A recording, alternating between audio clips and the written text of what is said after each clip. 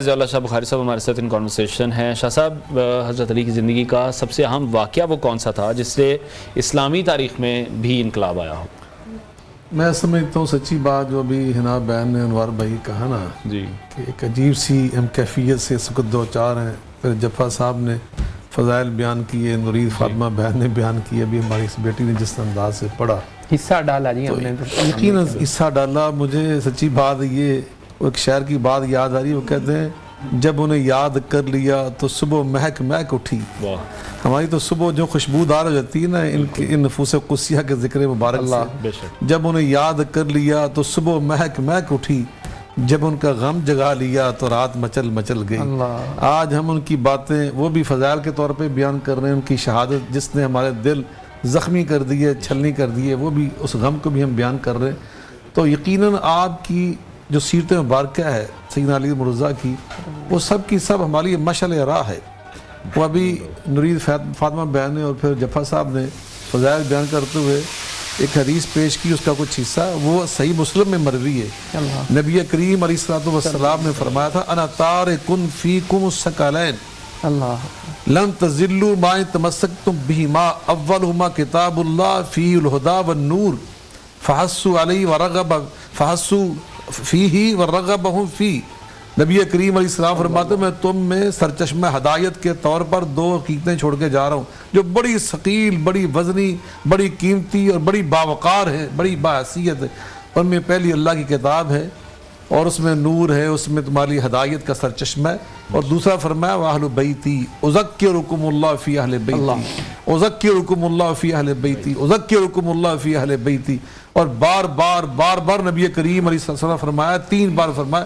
ایک بار فرماتے ہیں امت کے لیے وہی کافی تھا، لیکن آپ نے 3 بار فرمایا وہ میرے اہل بیت، میرے اہل بیت، میرے اہل بیت۔ یہاں ایک واضح کرنا چاہتا ہوں، موطا امام مالک کے اندر ایک آپ کا خطبہ مروی ہے، اس میں آپ فرماتے ہیں ترکت فیکم امرین لن تضلوا ما ان تمسکتم بہما کتاب اللہ و سنتی۔ میں تمہیں ہدایت کے طور پہ کتاب اللہ دے کے جا رہا ہوں اور اپنی سیرت بھی دے کے جا رہا ہوں۔ یہاں آپ نے کتاب اللہ کے ساتھ سیرت مصطفیٰ کو بیان نہیں کیا، یہاں آپ نے اطرت مصطفیٰ کو بیان کیا ہے، اور آپ نے اصل میں یہ واضح کیا ہے، یہ نہیں نعوذ باللہ کہ جیسے ہم بھول جاتے ہیں، یہاں بات کوئی اور ہوگی وہاں پہ بھول کے نہیں۔ سنقرئک فلا تنسى، نبی پاک کی تو یہ شان ہے، اللہ جو آپ کو علم سکھاتے تھے وہ اب آپ بھولتے ہی نہیں تھے۔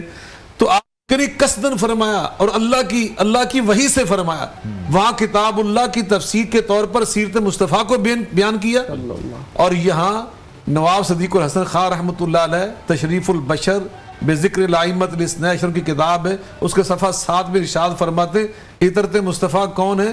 وہ حیدر مرتضیٰ ہے۔ اطرت مصطفیٰ کون ہے؟ وہ سیدہ فاطمۃ الزہرا ہے۔ اطرت مصطفیٰ کون ہے؟ سیدنا امام حسن مجتبیٰ ہے۔ اطرت مصطفیٰ کون ہے؟ سیدنا امام حسین علیہ السلام ہے۔ تو فرمایا یہ اطرت مصطفیٰ، نبی پاک نے یہ پیغام دیا اصل میں کہ جس طرح قرآن کو تم نے سمجھنا ہے تو یا میری سیرت کو دیکھنا یا میری اطرت کی سیرت کو دیکھنا۔ ان کی جو سیرت ہے اسی طرح قرآن کی تفسیر ہے، جس طرح میری سیرت وہ قرآن کی تفسیر اور معنی کو بیان کرتی ہے۔ تو گویا حیدر مرتضیٰ کی جو سیرت ہے یہ سیرت مصطفیٰ کا تسلسل ہے، سیرت فاطمۃ الزہرا یہ سیرت پیغمبر کا تسلسل ہے، حسنین کریمین کی جو سیرت ہے یہ قرآن پاک کی جو تفسیر سیرت مصطفیٰ یہ اس کا تسلسل ہے۔ تو نبی کریم علیہ الصلوۃ والسلام نے گویا حیدر مرتضیٰ کی جو سیرت تھی نا اس کو عام سیرت قرار نہیں دیا، آپ نے تو گویا اس کو سیرت مصطفیٰ کا تسلسل قرار دیا ہے، اور آپ نے یہ ارشاد فرمایا حیدر مرتضیٰ کے بارے میں خاص طور پر انت منی، یہ صحیح بخاری کی حدیث ہے، انت منی وانا منکا، تو مجھ سے ہے میں تجھ سے ہوں۔ حسین و منی وانا من حسین، ان کے بیٹے کے بارے فرمایا حسین مجھ سے ہے میں حسین سے، اور یہاں بھی اس کا معنی پتہ کیا؟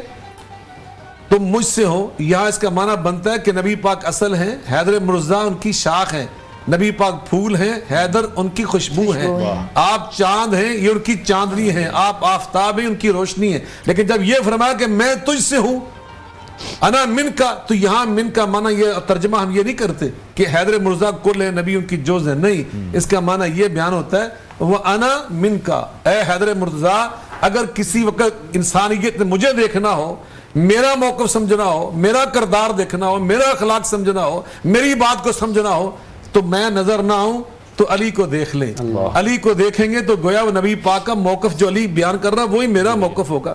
اسی لیے حضرت عمر فاروق جیسی ہستی فرمایا کرتے تھے یہ صحیح مسلم میں ان کے الفاظ مروی ہیں. وہ فرمایا کرتے تھے اقراؤنا ابی ابن کعب, ابی ابن کعب ہم میں سب سے بڑے قاری ہیں.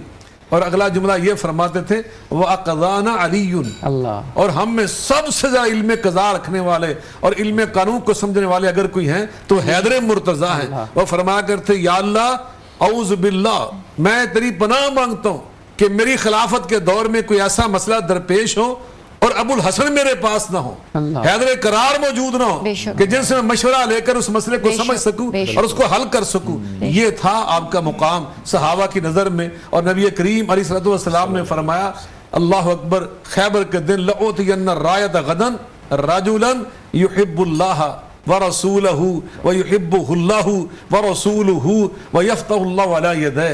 عمر فاروق فرماتے جب آپ نے رات کو یہ فرمایا نا کہ صبح میں پرچم اس کو دوں گا, یعنی پہلے کچھ لوگ جا چکے تھے باری باری, فتح نہیں ہوا خیبر, تو فرمایا کل میں جس کو دوں گا نا پرچم, اللہ اس کے ہاتھ پر خیبر کو فتح بھی کروائے گا, ساتھ ایک 2 ڈگریاں عطا فرمائیں, وہ اللہ رسول کا محب بھی ہے اور اللہ رسول کا محبوب بھی ہے. تو فرمایا صبح حیدر مرزا فاروق اعظم فرماتے ہیں ساری رات میں بھی جاگتا رہا, دوسرے سارے صحابہ جاگتے رہے, سب یہ دعائیں کرتے رہے کہ صبح پرچم مجھے ملے, پرچم مجھے ملے, یہ سرٹیفکیٹ مل جائے. لیکن صبح نبی پاک نے پرچم بلا کر فرمایا علی کو بلاؤ, علی کے ہاتھ میں دے کر قیامت تک کے لیے یہ پیغام دیا علی اللہ رسول کا محب بھی ہے, اللہ رسول کا محبوب بھی ہے. آقا نے فرمایا انی اے فاطمہ انی و ایاکی وہذا الراقد والحسن والحسین فی مکان واحد, ہم قیامت کے دن میں آپ اور یہ جو لیٹے ہوئے ہیں یعنی علی,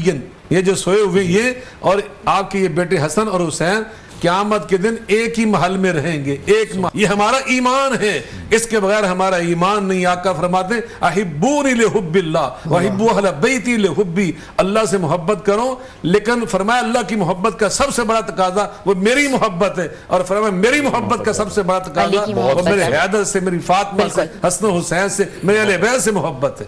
ٹھیک ہے, بہت شکریہ ضیاء اللہ شاہ بخاری صاحب آپ